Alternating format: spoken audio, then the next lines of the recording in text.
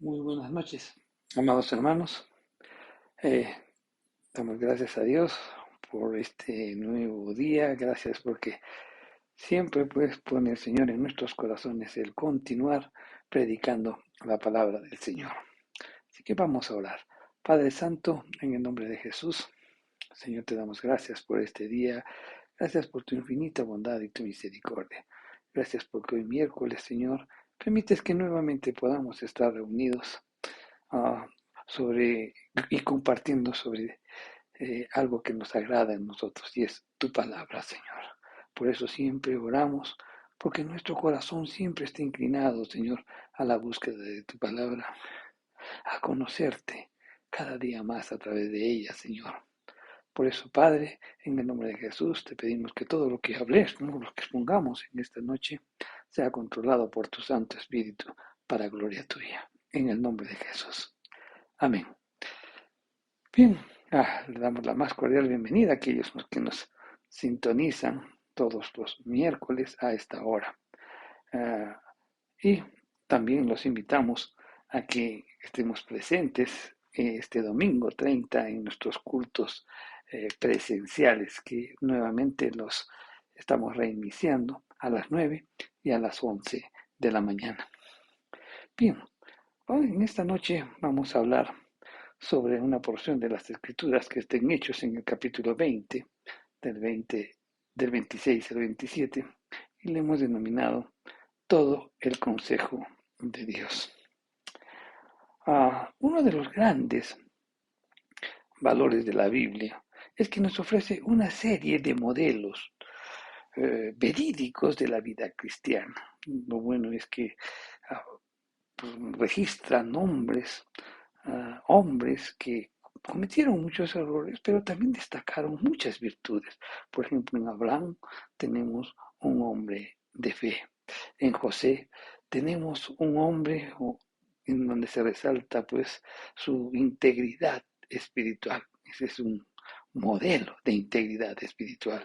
En el caso de Moisés tenemos un modelo de liderazgo cristiano.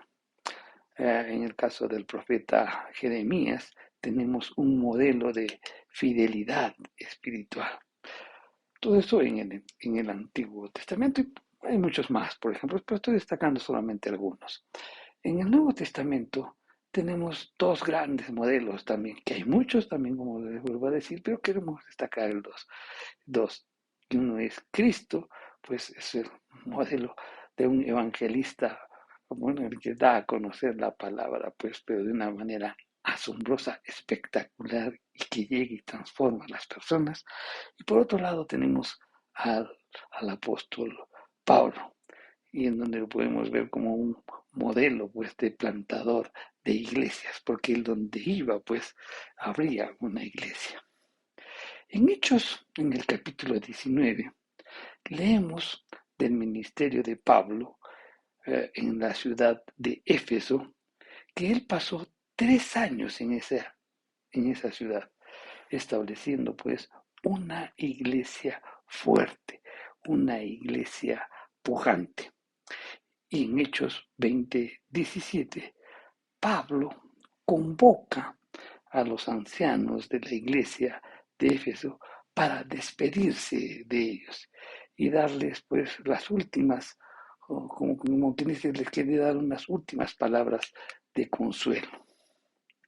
Entre las muchas cosas interesantes que Pablo les dijo en la porción de las escrituras del libro de Hechos en el capítulo 20, desde el 18 al, 20 al 38, una de ellas fue su testimonio en cuanto a la enseñanza doctrinal que él impartió en esa iglesia, en la iglesia de Éfeso. Y con una evidente emoción y solemnidad, Pablo dijo, vamos a leerlo, está en Hechos, en el capítulo 20, del 26 al 27, dice, por tanto, yo os protesto en este día que estoy limpio de la sangre de todos, porque no he rehuido anunciaros todo el consejo de Dios. Entonces, lo primero que resaltamos aquí, que Pablo eh, resalta, ¿no? Que él había enseñado todo el consejo de Dios, todo el consejo de Dios. Eso también nos invita a reflexionar, ¿no? ¿Qué es lo que ha pasado hoy? ¿O cómo han cambiado las cosas hoy? Estamos en pleno siglo XXI y la doctrina cristiana como que no está de moda. Uno dice, pero no, si nosotros vemos que los cultos, las iglesias están llenas y muchas cosas más, ¿no? Pero ah, podemos notar una falta de doctrina en los creyentes debido pues a que hay muchos cristianos que leen muchos libros, también hay muchos cristianos que asisten a muchas capacitaciones, ¿no? Eh, hay grandes convenciones que se realizan y también hay temas que, que se tratan ahí y como que no son relacionados pues con las enseñanzas de las escrituras. Se habla de muchas cosas menos de la doctrina. Hoy, pocos líderes cristianos pues que enfatizan la importancia de la doctrina. Hoy hay pocos pastores que establecen pues la enseñanza de la doctrina como uno de los pilares fundamentales en su plan de trabajo. La impresión que tienen muchos creyentes hoy es que la doctrina no es importante, más bien como que es aburrida, como que es aburrida, uh, intelectualizada y tampoco irrelevante. Eh, Ese es el pensamiento de mucha gente, ¿no? Que tiene hoy relacionado con la doctrina. Una mirada a la iglesia promedio hoy, pues vemos que los hijos de Dios están uh, tan ansiosos por disfrutar la vida cristiana que no tienen tiempo para pensar en la doctrina que subyace y sostiene esa vida cristiana. Y eso es algo sumamente peligroso, mis queridos hermanos. Cualquier persona sabe que si las bases de un edificio no son sólidas, el edificio no sostendrá un fuerte remesón, se caerá totalmente abajo, ¿verdad? Con un simple remesón, si es que los cimientos no son sólidos y firmes. Y eso es precisamente lo que está pasando. Hoy lo vemos por todos lados, que los creyentes pues han establecido su vida cristiana, pero sin las bases sólidas. Por eso, pues ante cualquier situación, simplemente pues abandonan o emiten pensamientos y juicios muy lejos de lo que dicen las escrituras. Las iglesias crecen, algunas están repletas de jóvenes y de repente de nuevos creyentes, pero la pregunta que tenemos que hacer, o que las preguntas que continuamente tenemos que realizarnos es, ¿esos creyentes quizás soportarán un momento de prueba?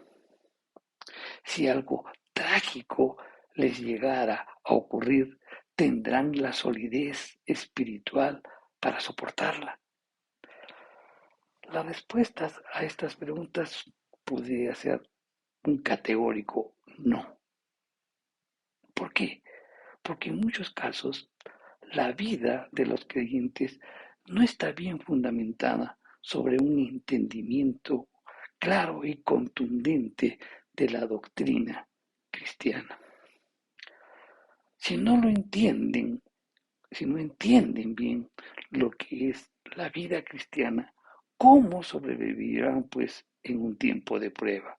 cuando de repente pasen por una experiencia dolorosa y pongan en tela de juicio su cristianismo. Pablo sabía muy bien la importancia de la doctrina. Por eso, durante 3 años, mi querido hermano, se preocupó como un perito arquitecto poner un buen fundamento.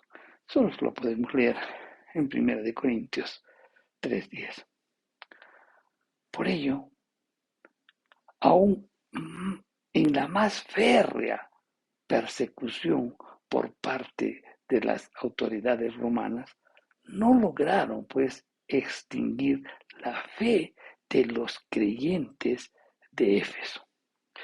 En Apocalipsis 2, del 1 al 3, da testimonio de ello y señala ahí en esa porción de las Escrituras la pérdida del primer amor, lo que nos hace notar que el peligro del intelectualismo cristiano, cuando queremos todo racionalizarlo y nos dejamos a un lado la fe y también el amor.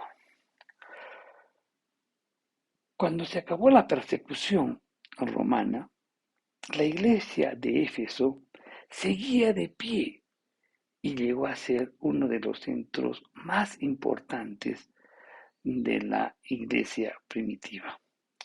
En el mensaje de hoy analizaremos pues el testimonio que Pablo da en Hechos en el capítulo 20, del 26 al 27, que ya lo hemos leído, ¿no? Y que está relacionado pues con su ministerio apostólico en Éfeso. Entonces, lo primero que podemos resaltar en esa porción de las Escrituras es el trabajo de Pablo. Al dirigirse a los ancianos de Éfeso, Pablo realmente les dice con una tremenda convicción: les he anunciado todo el consejo de Dios. Entonces, 3 cosas podemos destacar en el trabajo de Pablo realizado en Éfeso. Pablo les enseñó el consejo de Dios, el consejo. Pablo les enseñó todo el consejo de Dios. Pablo les anunció todo el consejo de Dios. O sea, les anunció todo el consejo de Dios. 3 aspectos muy importantes. Vamos a ver esos 3 puntos al detalle. Vamos a hablar en primer lugar sobre el contenido de la enseñanza de Pablo. Pablo no habla de doctrina cristiana, sino que él utiliza una frase más impactante. Él utiliza la frase el consejo de Dios. Eso es la doctrina. Y a eso es lo que se dedicó a enseñar Pablo en Éfeso. ¿Qué significa entonces? ¿Qué es el consejo de Dios?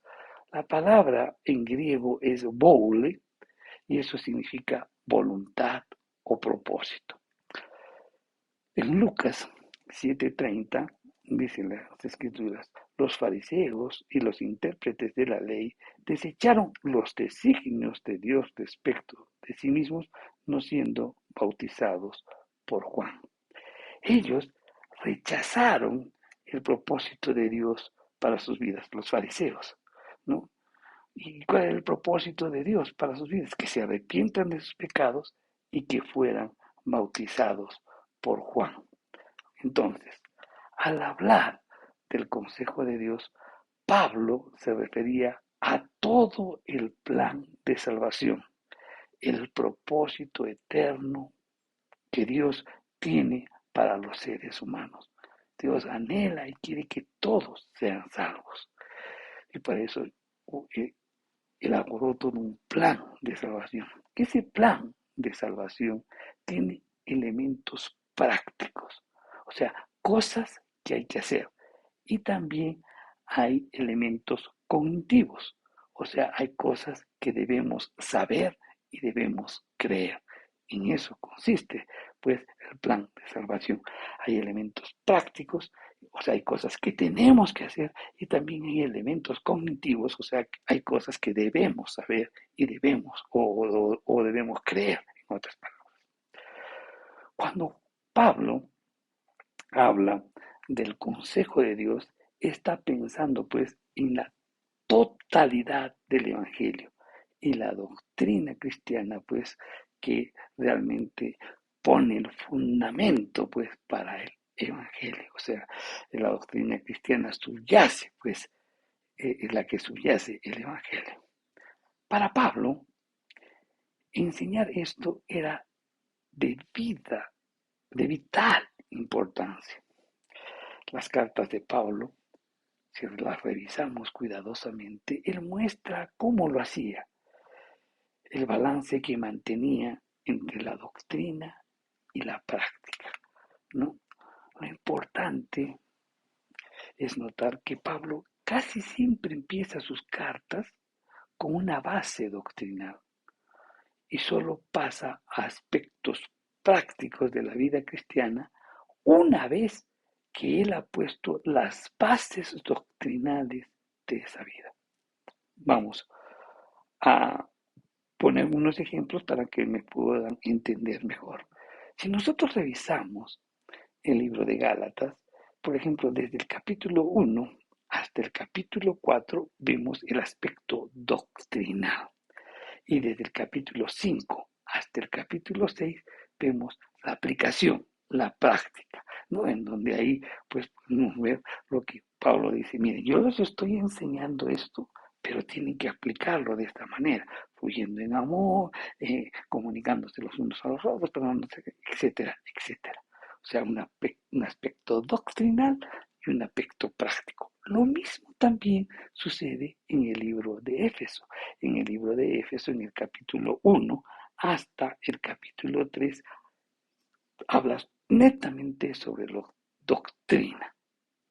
Doctrina. Dice que, por ejemplo, en ese libro dice que nosotros somos bendecidos en Dios, que hemos sido redimidos, hemos sido reservados, santificados, hemos sido perdonados, etcétera, etcétera. Todo lo que dice Pablo en este aspecto doctrinal. Y en el capítulo 4 hasta el capítulo 6 nos habla de la práctica. Ok, les estoy dando esto, les estoy comunicando todo esto, pues ahora hay que practicarlo, hay que hacerlo.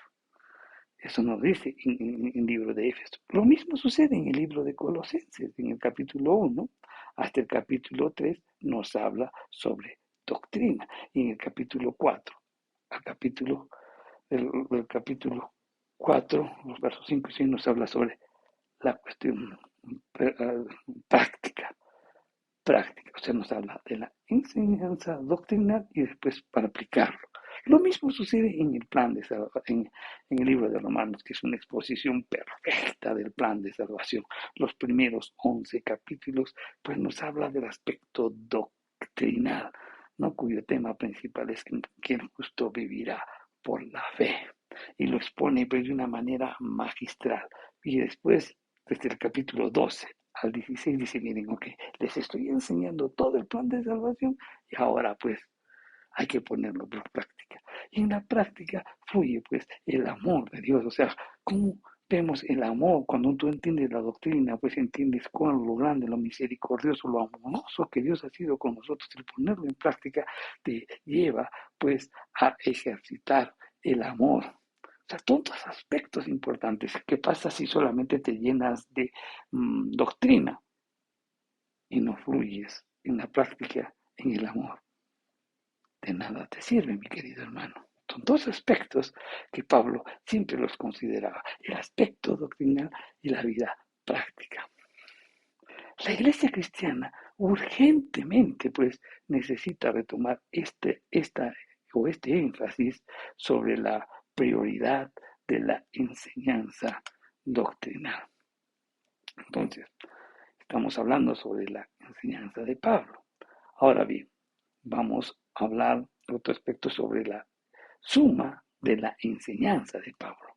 Y tenemos que volver a Hechos en el capítulo 20, el verso 27.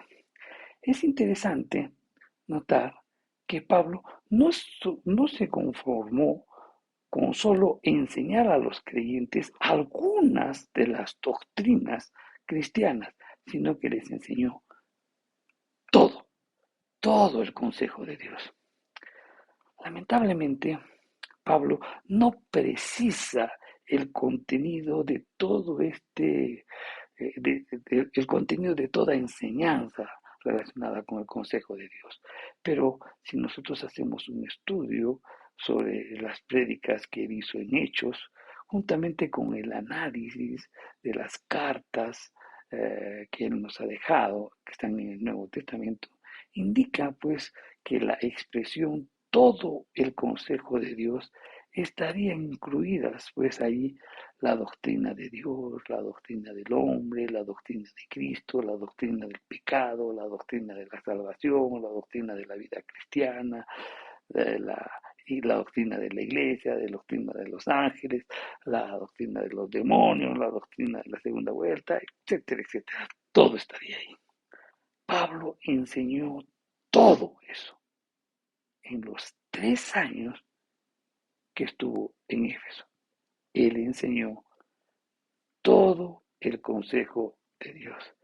Y esto, mi querido hermano, es un gran desafío para los líderes de la iglesia, un gran desafío para los pastores.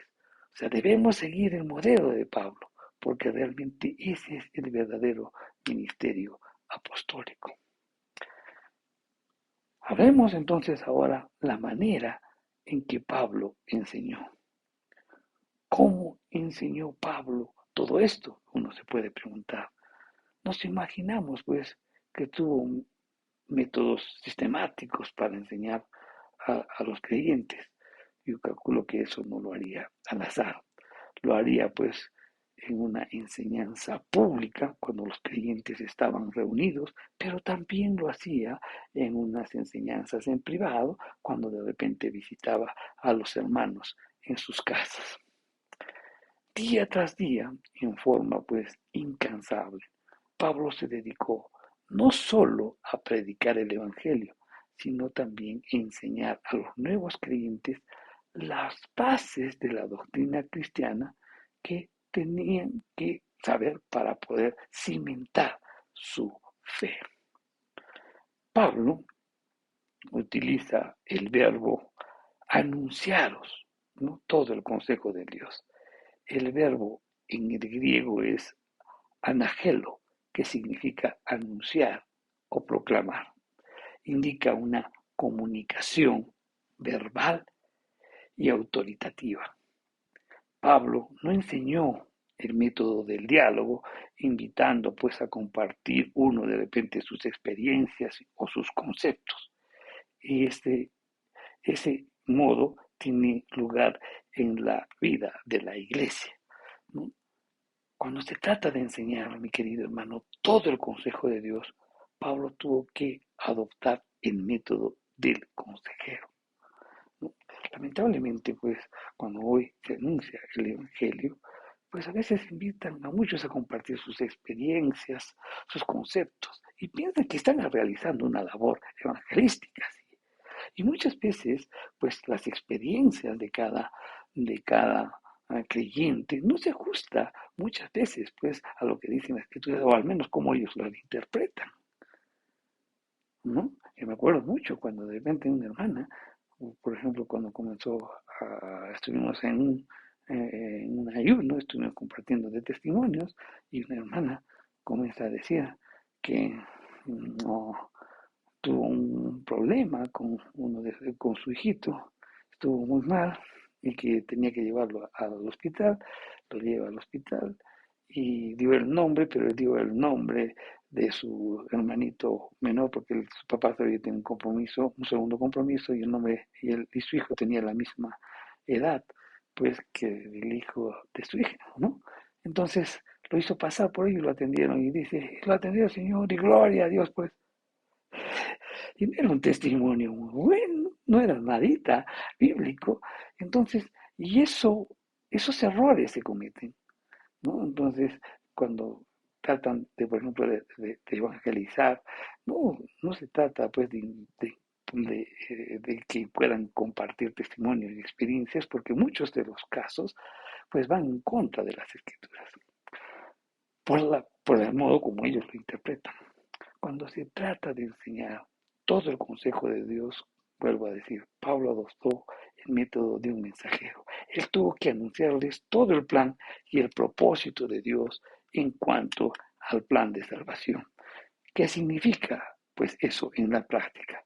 Que debemos predicar sermones doctrinales en los cultos dominicales, no en forma permanente, claro, ¿no? Porque también hay que predicar cuestiones prácticas, ¿no? Para en donde también enseñarles a que pueda fluir en amor, en fe, ¿no? Pero sí debemos hacerlo, pero sí debemos predicar en forma periódica, pues en los cultos dominicales, sermones doctrinales, como parte del plan de predicación del año. Debemos enseñar también la doctrina cristiana sistemáticamente, de repente en la escuela dominical o en los cursos que nosotros realizamos. Debemos incluir, pues, la enseñanza de doctrina en las reuniones celulares o en los grupos pequeños. También debemos adoctrinar a los líderes de la iglesia como parte del programa de discipulado. También debemos incluir preguntas doctrinales, ¿no? Durante las visitas pastorales que realizamos en diferentes hogares o de repente en consejerías individuales, ¿no? Con todo esto con el propósito de poder discernir si los miembros de la iglesia entienden bien las grandes doctrinas del Evangelio. Y si no, debemos pues enseñar o corregir falsos conceptos que se puedan tener al respecto. Si en 3 años Pablo pudo enseñar todo el consejo de Dios en la iglesia de Éfeso, entonces debemos procurar hacer lo mismo nosotros. Contamos hoy con muchos más recursos que tenía el apóstol Pablo. Tenemos más recursos humanos, tenemos más recursos bibliográficos y también tenemos una tecnología que antes no había. Así que simplemente no hay justificación para no hacerlo. Amén. Bien, hemos hablado sobre el trabajo de Pablo. Ahora vamos a hablar sobre la lucha de Pablo. En un mensaje como este, es relativamente fácil presentar un esquema de formación doctrinal, pero ¿será fácil ponerlo en práctica en la iglesia? Una palabra en Hechos 20:27 indica que no lo es. En ese verso, Pablo dice, porque no he rehuido anunciaros todo el consejo de Dios. La palabra rehuido indica dificultad. El verbo en griego es una palabra pues que nos hace, que significa evitar, reiterarse, pero también hay una preposición como que le da mayor énfasis a esta acción, o sea, le da énfasis a que realmente él ha tenido muchísima dificultad para poder enseñar todo el consejo de Dios. Pablo usó ese verbo en el verso 20 cuando dijo, y como nada que me fuese útil he rehuido el anunciados y enseñados. Lo que Pablo quiso decir es que él no evitó enseñarles todo lo que les era necesario saber. Durante el ministerio de Pablo en Éfeso, él era consciente de una resistencia o de dificultades que se presentaban al querer enseñar todo el consejo de Dios. Sin embargo, a pesar de todas esas dificultades, a pesar de todos esos problemas, Pablo no desistió, no rechazó la tarea de anunciar todo el consejo de Dios. Pablo no nos dice ¿Cuáles son los problemas que él enfrentó al querer enseñar la sana doctrina, la sana doctrina a los creyentes de Éfeso? Sin embargo, no es difícil saber cuáles serían esas dificultades. Lo primero que podríamos señalar es la oposición de Satanás. Satanás es el gran enemigo de la doctrina cristiana.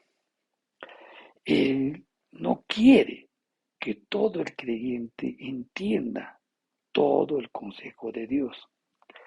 Cuando un líder cristiano pues se dedica a enseñar cosas que no son ciertas o cosas que son totalmente superficiales o cosas que son secundarias, Satanás simplemente no se opone. Lo deja actuar en plena libertad para que enseñe eso. Pero cuando un líder, ¿no? Cuando un pastor se propone enseñar todo el consejo de Dios, descubrirá pues que Satanás se molesta y hace todo lo posible por desanimarlo y callarlo. Por eso es que Pablo pedía que oraran por él. Y eso está en Efesios, en el capítulo 6, los versículos del 18 al 20. Otra de las dificultades que Pablo pudo enfrentar para anunciar todo el consejo de Dios fue la oposición de algunos miembros de la iglesia. Hay oposición también dentro de los miembros de la iglesia. Miren, todo el consejo de Dios, eso es un alimento sólido, o sea, es carne espiritual. Y eso es lo que nutre al creyente, levanta al creyente, fortalece al creyente. Lamentablemente, hay muchos creyentes que son inmaduros y no quieren comer carne, sino que siempre quieren ser como niños. Solo quieren golosinas espirituales, algo que los endulce, que les haga pasar bien el momento. Nosotros como pastores o como buenos pastores espirituales, pues debemos insistir en dar a nuestros hijos un alimento sólido que necesitan para poder fortalecer, que puedan crecer, ¿no? Y eso, mi querido hermano, implica una lucha. Pablo habría experimentado eso en alguna manera en la iglesia de Éfeso. Sin embargo, él perseveró para anunciar todo el Evangelio de Dios. Otra de las dificultades que tuvo que afrontar el apóstol Pablo sería la falta de entendimiento de algunos miembros de la iglesia. Y este es otro problema, pues, para el pastor o para el maestro. El autor de Hebreos lo enfrentó. Él tenía todo el deseo de enseñarles las cosas más profundas de la palabra de Dios, pero se dio cuenta que los creyentes no estaban listos para las enseñanzas, simplemente porque no las entendían. Felizmente, el autor de Hebreos no desistió, sino que perseveró en la tarea de seguir enseñándoles todo el consejo de Dios. Esto lo podemos leer en el libro de Hebreos, en el capítulo 6, los versos del 1 al 13. Pablo seguramente todo eso tenía que hacer en la iglesia de Éfeso. Otra de las luchas que tuvo que enfrentar Pablo fue el rechazo de algunas doctrinas. Pablo sabía que algunas doctrinas eran difíciles de aceptar, ¿no? Doctrinas, por ejemplo, sobre la deidad de Cristo, doctrinas como la Trinidad divina, doctrinas como la encarnación de Cristo, la doctrina sobre la resurrección de los muertos, que la salvación es únicamente pues por la fe en la muerte redentora de Cristo, la doctrina de la predestinación, etcétera, etcétera, etcétera. Pablo sabía que había muchos temas difíciles de aceptar, ¿no? El apóstol Pedro, al leer, por ejemplo, las cartas de Pablo, sabía que algunas cosas que él enseñaba eran difíciles de entender y provocaban un rechazo de parte de los creyentes. Y eso lo expresó en su segunda carta el apóstol Pedro, relacionado pues con las enseñanzas de Pablo. Segunda de Pedro en el capítulo 3, los versos 15 y 16. Sin embargo, Pablo no rehusó enseñar todo el consejo de Dios, aún aquellas doctrinas que provocaban una reacción fuerte. Otra de las dificultades que Pablo tuvo que enfrentar para enseñar todo el consejo de Dios fue las múltiples ocupaciones que él tenía. Pablo tenía una agenda recargada. Cuán fácil hubiera sido para él de vez en cuando dejar de enseñar o pasar por alto alguna doctrina, usando pues la recargada labor apostólica como un pretexto para no enseñar todo el consejo de Dios. Sin embargo, Pablo no cayó en esa trampa, mi querido hermano.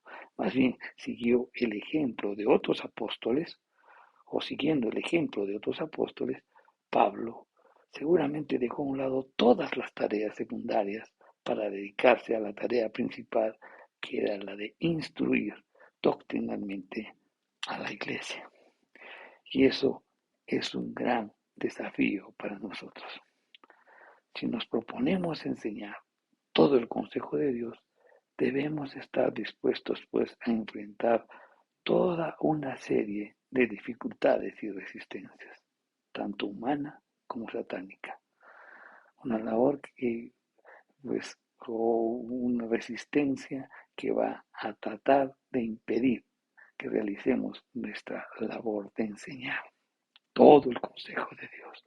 Tenemos pues que armarnos de valor y de una determinada decisión de cumplir la tarea que Dios nos ha encomendado, la de alimentar bien a su pueblo, de instruir correcta y cabalmente a su pueblo, ¿no? Porque nos las ha puesto a cargo nuestro. Tercer aspecto que debemos comentar también, o comentar, hemos hablado sobre el trabajo de Pablo, hemos hablado sobre las dificultades de Pablo, ahora vamos a hablar sobre la convicción de Pablo. ¿Por qué Pablo de repente insistió en anunciar todo el consejo de Dios? Porque es importante hacerlo. Y tenemos una pista ah, para dar respuesta a esas preguntas en el libro de Hechos, en el capítulo 20, el verso 26, y dice: por tanto, yo os protesto en el día de hoy que estoy limpio de la sangre de todos. ¿A qué se refiere Pablo? Pablo acá utiliza una frase que es realmente dramática. Y esto viene del Antiguo Testamento, específicamente del libro de Ezequiel, en el capítulo 3, los versos del 18 al 19. En este pasaje, Dios llama al profeta Ezequiel y lo llama y le dice que él es un atalaya, que significa que él es un centinela, que él es un guarda. No, los atalayas son los que están vigilantes, son los primeros que miran cualquier tipo de uh, ataque que pudiéramos recibir. Para poderlo ilustrar mejor, no sé si en algún momento han visto las películas antiguas, al menos de mi generación, cuando mirábamos El Gran Chaparral, me acuerdo, en donde pues el atalaya estaba en el techo y él miraba pues cuando atacaban los chunchos o cuando había un forastero que quería llegar al, al fondo, ¿no? Ese es el atalaya, el que se centinela, el guarda. Entonces, como centinela, como guarda, como el que está vigilante, pues su responsabilidad consistía en anunciar eh, al pueblo de Israel la palabra de Dios como atalaya. Miren, si el profeta no cumplía su ministerio y rehusaba advertir al pecador el peligro del juicio de Dios, el pecador sería condenado, pero Dios demandaría su sangre a mano del profeta. El profeta sería juzgado por no haber cumplido la tarea que Dios le había encomendado. Si el profeta cumplía su tarea cabalmente y el pecador rehusaba arrepentirse, entonces Dios juzgaría a esa persona, pero el profeta no sería, o el profeta sería exonerado de cualquier culpa porque él cumplió su ministerio. Esa es la labor como nuestro trabajo. Tenemos que anunciarles, preverles lo que se están perdiendo, ¿no? O indicarles que no deben rechazar el plan de salvación del Señor. Esa es nuestra labor, porque de eso vamos a dar cuenta a Dios. Si no lo hacemos, pues todas las personas que se pierden, Dios nos los va a demandar. Pero si nosotros hacemos nuestra labor de anunciar todo el consejo de Dios, pues, pero si ellos lo rechazan y no cambian, entonces Dios no nos va a demandar porque eso es una actitud de ellos. Nuestra labor simplemente es anunciar, es proclamar. Pero si no lo hacemos, sí, Dios nos va a demandar. Eso tenemos que entenderlo. Pablo se consideraba pues un atalaya y él entendía muy bien su responsabilidad. Dios le había llamado a predicar el Evangelio y enseñar toda la palabra de Dios. En algunos pasajes él escribe todo el consejo de Dios como la sana doctrina, y eso lo podemos leer en Primera de Timoteo, en el capítulo 1, el verso 10, y también en Segunda de Timoteo 4, 13. Literalmente él dice como doctrina higiénica o doctrina que protege y salva. Si Pablo enseñaba eso a los creyentes, ellos serían protegidos pues de las falsas doctrinas que atentarían contra sus almas. Y esto me hace recordar que en algún momento un pastor dio un testimonio en el cual decía, voy a enseñarles sobre las sectas. Uy, es un tema pues, que todo el mundo quiere saber. Entonces la iglesia se llenó. Todos querían conocer sobre las sectas. Y comienza el pastor y comienza a explicar el libro de Romanos.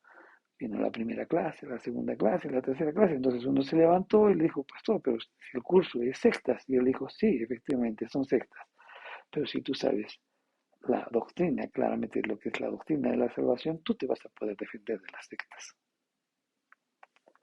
Pablo lo entendía muy bien eso.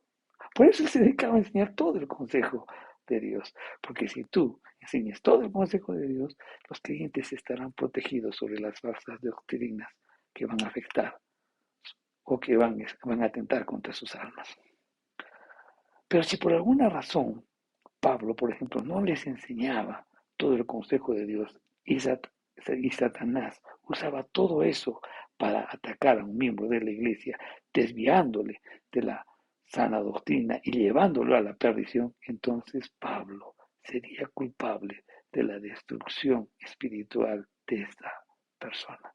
Y Pablo no quería eso. La confianza de Pablo al hablar a los ancianos es que él les había enseñado todo lo que necesitaban saber. Por lo tanto, él estaba limpio de la sangre de todos. Y obviamente eso no quiere decir que en la iglesia de Éfeso nadie se perdería espiritualmente, no, porque eso son decisiones personales. Nuestra decisión o nuestro trabajo es anunciar todo el consejo de Dios. Pablo también sabía que luego de su partida surgirían pues falsos profetas en la iglesia de Éfeso. Estos falsos profetas atacarían a la grey y arrastrarían uh, a, su, a esa línea de pensamiento a muchos miembros de la iglesia. Pablo sabía eso, pero eso ya escapaba a su responsabilidad. Él había cumplido cabalmente y por tanto no sería juzgado por Dios por el extravío espiritual de algún miembro de la iglesia. Él cumplió su trabajo de anunciar todo el consejo de Dios. La responsabilidad, ¿no? Al momento de despedirse, Pablo ya recaía sobre los ancianos de la iglesia, porque ellos tenían que continuar con la labor que Pablo había comenzado, enseñando a los nuevos creyentes, ¿no?, todo el consejo de Dios y también a los que se irían añadiendo a la iglesia. Como conclusiones de este mensaje, mi querido hermano, ¿qué podemos decir? Hoy en día, la iglesia evangélica está siendo sacudida, mi querido hermano, por todas clases de enseñanzas falsas. Y como la tarea principal, como pastores, como líderes de la iglesia, pues nuestra tarea hoy es ardua, y nuestra tarea debe ser, pues, anunciar todo el consejo de Dios. Y ese debe ser nuestro deber sagrado. Tenemos que cumplirlo, pues, con la dirección, con la ayuda de nuestro Dios, con la sabiduría de Él. De no hacerlo, Dios nos juzgará como malos pastores. Procuremos, pues, entonces, como Pablo, enseñar bien toda la doctrina cristiana a los creyentes que están a cargo nuestro, para que en el juicio del día final estemos limpios de la sangre de todos. Amén. Dios de repente te ha puesto como líder de un grupo de personas que enseñas. Dios también te está enseñando, te ha levantado a ti como creyente para que también transmitas todo el consejo de Dios a los miembros de tu casa. Si tú no transmites todo el consejo de Dios a los miembros de tu casa, Dios demandará ante ti. Dios demandará ante ti. ¿Por qué no lo hiciste? Tu labor es dar a conocer el consejo de Dios. Si ellos rechazan el Evangelio, es cuestión de ellos. Dios no va a demandarte a ti, porque tú cumpliste tu labor. Serás limpio la sangre de ellos. Meditemos al respecto y reflexionemos la gran responsabilidad que nuestro Dios ha puesto en nuestras manos. Procuremos siempre estar, pues, conociendo las doctrinas importantes de las Escrituras, y no solamente que queden conocimiento, sino que eso debe estar acompañado de una cuestión práctica. La práctica, pues, justamente consiste en dar a conocer el amor de Dios, la doctrina y el amor de Dios. La teoría y la práctica tienen que ir de la mano. Amén. Bien, vamos a orar. Padre Santo, te damos gracias, Señor, por tu palabra. Gracias porque nos hablas directamente en nuestro corazón.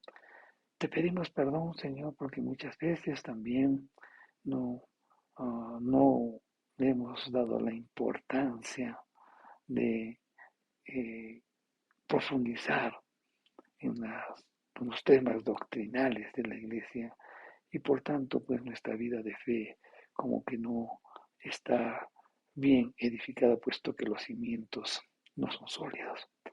Ayúdanos, Señor, a rectificar ello. Ayúdanos, Señor, a conocerte más.